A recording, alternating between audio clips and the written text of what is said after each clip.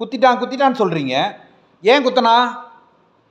எத்தனையோ தாய் தந்தையை வந்து பார்த்துக்க முடியாமல் ரோட்லேயோ பிளாட்பாரத்துலேயோ அனாத ஆசிரமத்திலையும் சேர்த்துட்டு போகிற இந்த காலத்தில் தன் தாய் பெற்றெடுத்து அந்த தாய் வலியால் துடிக்கிறத பார்க்க முடியாமல் ஒரு டாக்டரை குத்திட்டான். நான் நியாயப்படுத்தலை, தவறு தான். ஒரு உயிருக்காக இன்னொரு உயிர் எடுக்கிறது தவறு தான், நான் ஏற்றுக்கிறேன்.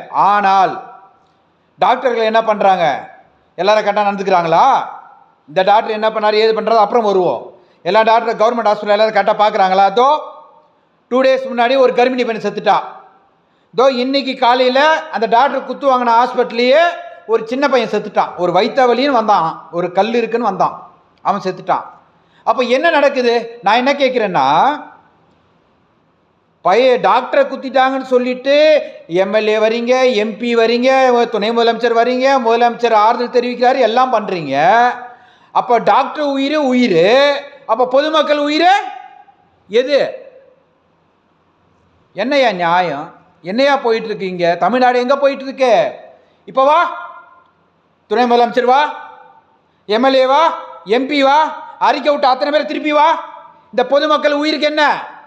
யாரை நம்பி வராங்க? அரசாங்க டாக்டர்களை நம்பி தான் வராங்க. யார் காப்பாற்றணும்? இந்த சொல்றான், எந்த ட்ரீட்மெண்ட்டை பார்க்கலன்னு சொல்றான். பதில் சொல்ல வா. துணை முதலமைச்சர் எங்க? வா வா, அன்னைக்கு வந்தல்ல, வா இன்னைக்கு வா. அந்த பொதுமக்களுக்கு அந்த கண்ணீருக்கு நீ பதில் சொல்லுவா. அந்த பையன் குத்திட்டான்ட்டு 7 கேஸ் 8 கேஸ் 9 கேஸ் போடுறீங்கல்ல. நான் என்ன கேட்குறேன், இப்போ இந்த அம்மா செத்து, இந்த பையன் செத்து போயிட்டான், முந்தான இந்த அம்மா செத்து, இந்த மாதிரி டெய்லி நியூஸில் தெரிஞ்சது 2 விஷயம், நியூஸில் தெரியாமல் பல விஷயங்கள் இருக்கு. இப்போ இவங்க மேலே என்ன கேஸ் போடுவீங்க? இப்போ இந்த பையன் செத்துருக்கா, அதை பார்க்காத அந்த டாக்டர்ஸ் அந்த நர்ஸு மேலே எத்தனை கேஸ் நீங்கள் பதிய போறீங்க? காவல்துறையே சார், ரத்தம் கொதிக்குது சார். சார் இப்போ ஒரு ஜிஹெச் இருக்குன்னு வச்சிங்களேன், ஒரு ஸ்கேன் எடுக்க போனால் 6 மணி நேரம் 8 மணி நேரம் நிற்கிறாங்க. ஏன்? கண்ட கர்மத்துக்கு நிதி ஒதுக்குற நீங்க, செத்தவனுக்கு சமாதி அமைக்கிற நீங்க. ஏன் ஒரு ஹாஸ்பிட்டலே வந்து ஒரு 10 எக்ஸ்ரே சென்டர் வைங்க, 10 ஸ்கேன் சென்டர் வைங்க.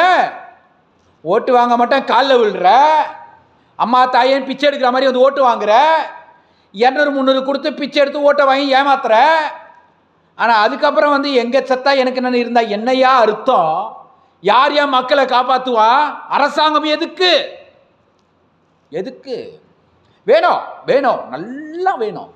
200க்கும் 300க்கும் இந்த கோட்டுக்கும் இந்த பிரியாணிக்கும் கையேந்தி நிற்கிற இந்த மக்கள் கூட்டங்கள் மாறுற வரைக்கும் இந்த அவல நிலை இருக்கத்தான் செய்யும். படுங்க படுங்க, இன்னும் நல்லா படுங்க. திருந்தணும், மக்கள் திருந்தணும். தயவு செய்து மானம் சூடு சுரண உள்ள அத்தனை பேரும் இந்த வீடியோவை ஷேர் பண்ணுங்க. மக்கள் திருந்துட்டோம். 200 300க்கு ஆசைப்பட்டு ஓட்ட போட்டு இன்னைக்கு இத்தனை உயிர்கள் போயிட்டு இருக்கேன்னு திருந்துட்டோம். என்ன சொல்றதுன்னு தெரியல.